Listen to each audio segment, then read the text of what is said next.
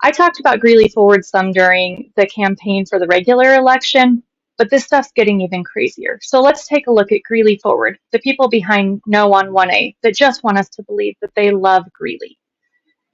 So as I pull up campaign finance stuff, first off, their last report at the end of the campaign back in November, submitted in December, showed that they had a negative starting balance of $40,000. How do you spend money you don't have? This has been an ongoing trend that seems to not be addressed, nor seems to be something that the city is looking into. Even at the end of this period, they were still at negative $5,000. So again, spending money we don't have. So as I looked into this, just from their most recent stuff, this was from the December filing. Here are our donations. We have $500 from someone in Windsor. We have $1,000 from someone from Journey Homes. We have another $1,000 from another person from Journey Homes who stands to benefit from Cascadia and Catalyst. And then we have someone from Fort Collins who's a lender giving $500. If you saw my previous videos, you'll notice that almost all of the contributions that Greeley Forward has received have been from out of the city, predominantly in Windsor, and oftentimes from home developers, from real estate agents, from landscaping, from construction companies, all companies that stand to benefit from this that aren't local. Then you look a little further, and there's $70,000 as of November 19th that came from Trollco. And hey, guess what? In case you didn't know, that's one of Martin Lynn's companies. So $70,000 going into December. Another $5,000 that they had listed came from someone else in Windsor, not Greeley. So then I pulled up the next campaign finance report, the one that was through the end from November 30th through the end of December. Again, right, that negative starting balance.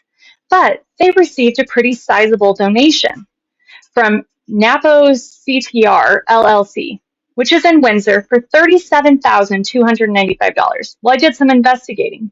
Anyone want to guess who owns the company? That's right, Martin Lynn, the developer for Cascadia. So then we move in. There's an interesting thing that happened all of a sudden in their most recent filing. The registered agent changed from Tom Donkle to Katie Kennedy, the same registered agent that was the registered agent for every committee during November's election that put all of the smear campaign information out, that bought the radio ads, that did the flyers. But as I look at this, do you see the amount of spending in order to keep us from being informed, to keep us from voting yes on 1A? $227,000 just in the last month.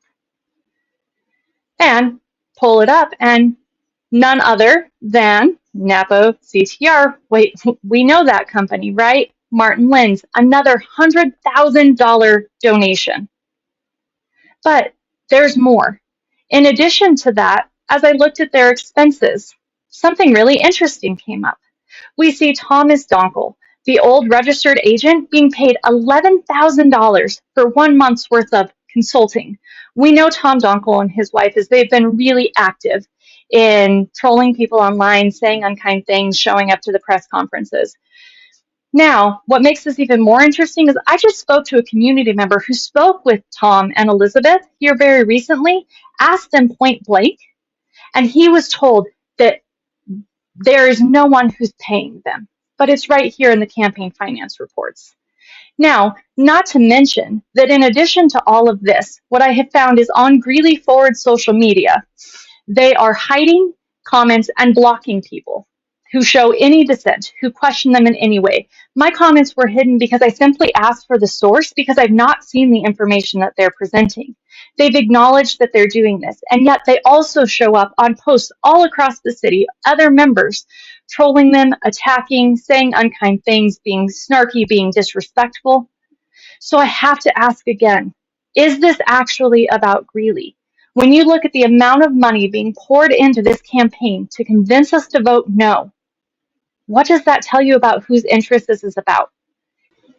What's even worse to me, as they are actively acknowledging that they are in fact silencing our voices, I figured that out both by seeing their responses to others, but after my initial question, my comment was hidden, they came onto my page to ask a question of Greeley Demands Better, who had commented on my post.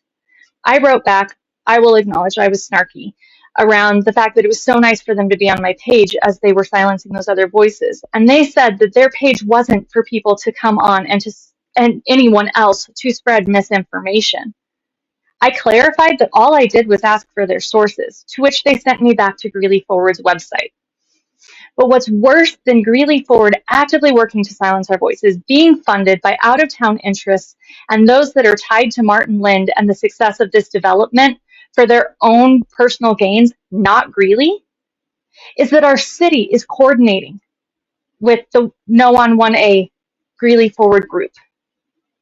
In fact, they're voting tonight at City Council to endorse a No on 1A as the city to try to encourage us to do that.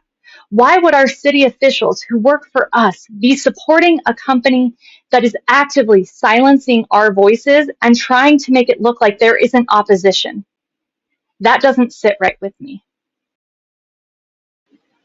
I encourage you to do your own research. I, for one, will be voting yes on 1A because nothing about this seems to be about Greeley's best interest, and I'm not about to support a deal that leaves Greeley on the chopping block.